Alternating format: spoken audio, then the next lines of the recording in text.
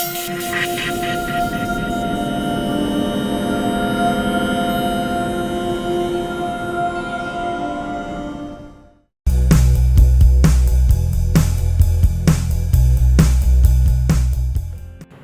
pagi mitra NASA dimanapun berada. Pada kesempatan pagi hari ini kami akan bercerita bertemakan yaitu tentang peternakan. Secara umum memang dalam budidaya peternakan ada yang namanya target utama yaitu produktivitas ternak. Apabila kita lihat dari produktivitas ternak, ternyata ada faktor-faktor yang berpengaruh.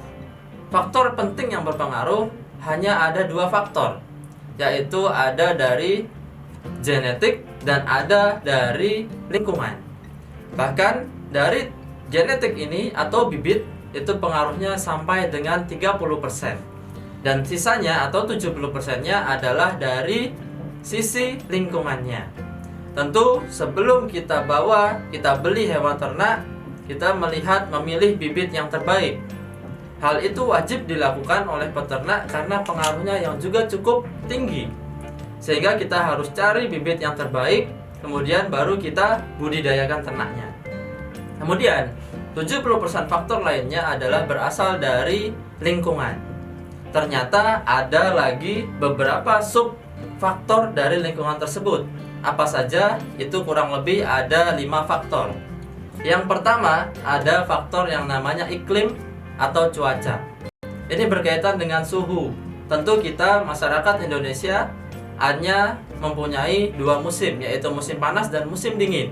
Ketika musim panas, tentu suhu udara di sekitar peternakan kandang itu menjadi lebih panas. Dan pada saat musim dingin, tentu kandang menjadi dingin. Tentunya di sini peran peternak sangat diperlukan dalam faktor ini. Sehingga kita tidak bisa untuk merubah iklim, dan peternak yang harus bisa mengimprove atau membuat peternakannya nyaman bagi ternaknya. Kemudian faktor selanjutnya yaitu dari faktor perkandangan atau tata letak kandang. Kami di sini contohkan seperti rumah bagi manusia, kemudian kolam bagi ikan, dan kandang itu bagi hewan ternak. Tentu apabila kandang itu nyaman, bersih, maka ternak akan nyaman sehingga memberikan efek positif terhadap produktivitasnya. Sehingga kandang yang bagus, model kandang yang tepat, maka akan meningkatkan produktivitasnya. Kemudian yang ketiga, ada faktor yang namanya kebersihan. Tentu kebersihan ini perlu upaya tambahan dari peternak, karena ternak tidak bisa membersihkannya sendiri. Dan kebersihan ini ada 3 yang utama, yaitu kebersihan dari ternaknya, kebersihan dari lingkungannya, dan kebersihan dari kandangnya. Sehingga dari kebersihan ini memang penyumbang atau yang membuat berbagai macam penyakit itu ada, sehingga kita bisa pencegahannya. Kemudian yang selanjutnya ada faktor yang namanya penyakit. Perlu kita upayakan untuk pencegahan dan pengendalian apabila ternak sudah sakit. Upaya pencegahan dan pengendalian ini memang sangat berkaitan dengan kebersihan dan perkandangan. Tentu yang namanya pengendalian penyakit juga bisa berasal dari yang namanya antibodi atau kekebalan tubuh. Sehingga dalam hal ini tambahan vitamin, suplemen ternak juga sangat dibutuhkan. Dan faktor selanjutnya yang penting adalah faktor pakan.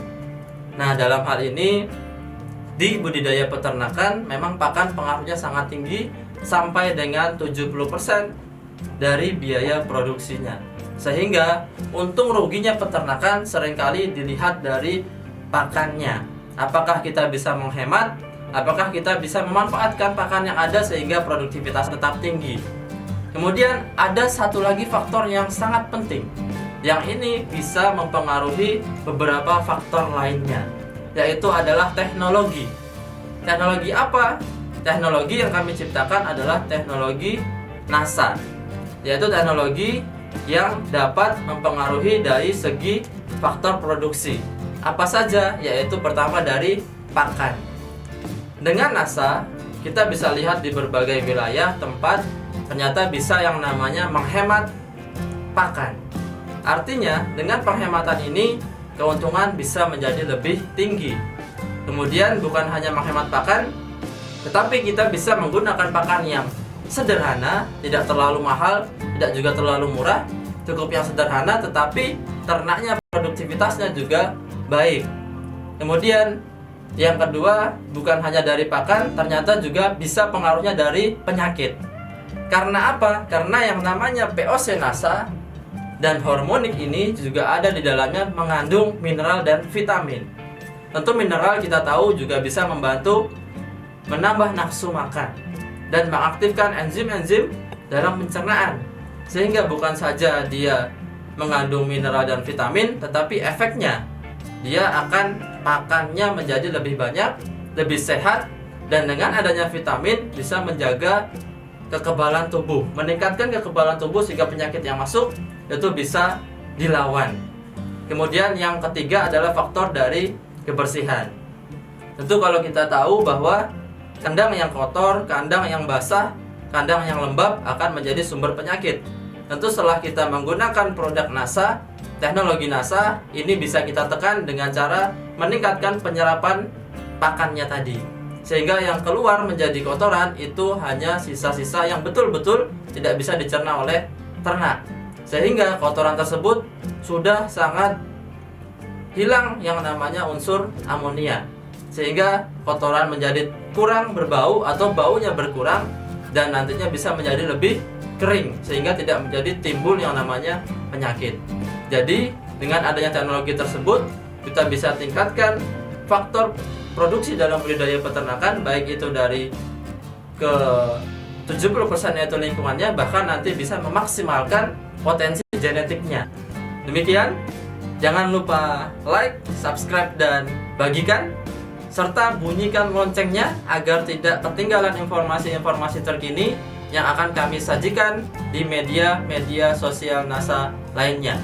Semangat pagi!